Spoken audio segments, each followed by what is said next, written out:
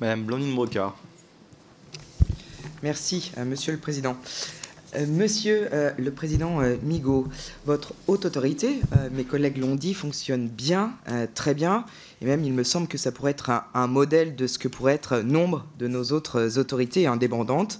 D'abord accompagner, conseiller, puis conseiller encore, avant de contrôler et de sanctionner, via le parquet, vous l'avez rappelé. 2 points que je souhaiterais soulever. Ça me semble tellement bien fonctionner que l'on est tenté de vous confier toujours plus de tâches. Alors on pourrait évoquer, par exemple, le contrôle de la transparence et des conflits d'intérêts des médias, de tout type d'influence, ou comme cela semble être question, de certains types d'associations, celles, si j'ai bien lu votre rapport, habilitées à ester en justice. Mais j'ai donc senti, quelquefois, dans votre rapport, ici ou là, une sorte d'appel à l'aide, comme quoi vous seriez un peu débordé, page 78. Le traitement de ces dossiers devant respecter un délai de 15 jours, un tel nombre de saisines sur une période aussi courte a constitué une contrainte particulièrement forte pour le collège. Première série de questions. Quelles prérogatives seriez-vous en mesure d'acquérir? Vous avez évoqué le pouvoir de sanction administrative et avec quels moyens? Second point qui concerne la transparence, à laquelle nous sommes attachés. Je m'interroge cependant sur les données publiées, patrimoniales notamment, et sur l'utilisation qui en est faite.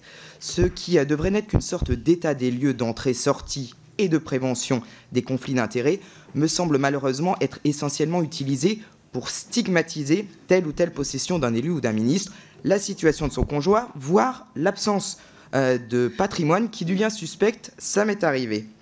Mais je n'ai en revanche jamais vu utiliser ces publications pour souligner la probité des élus, ce qui concerne, c'est important de le rappeler, une immense majorité d'entre nous. Aussi, Monsieur le Président, pourrait-on émettre le souhait que votre prochain rapport nous présente un état des lieux de ce qui est fait de ces données publiées afin d'évaluer si l'objectif de transparence ne concourt pas davantage à vilipender les élus plus qu'à démontrer leur probité. Je vous remercie. Dans la déclaration d'intérêt, ce qui, je pense, explique votre question, vous avez un certain nombre d'éléments concernant vos rémunérations sur les 5 dernières années ou les intérêts que vous pouvez avoir à travers des actions que vous possédez.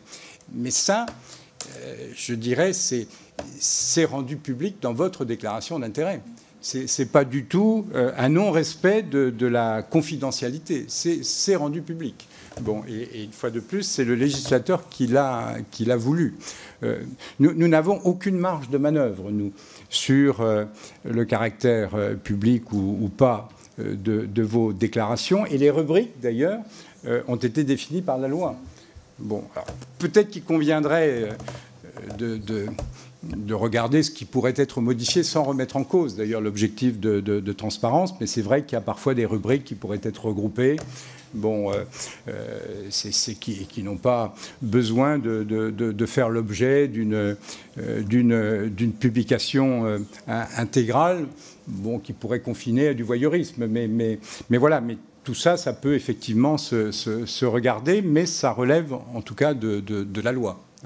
Et il nous faudrait un nouveau véhicule législatif pour éventuellement adapter le dispositif sans, une fois de plus, remettre en cause l'objectif de transparence qui était voulu.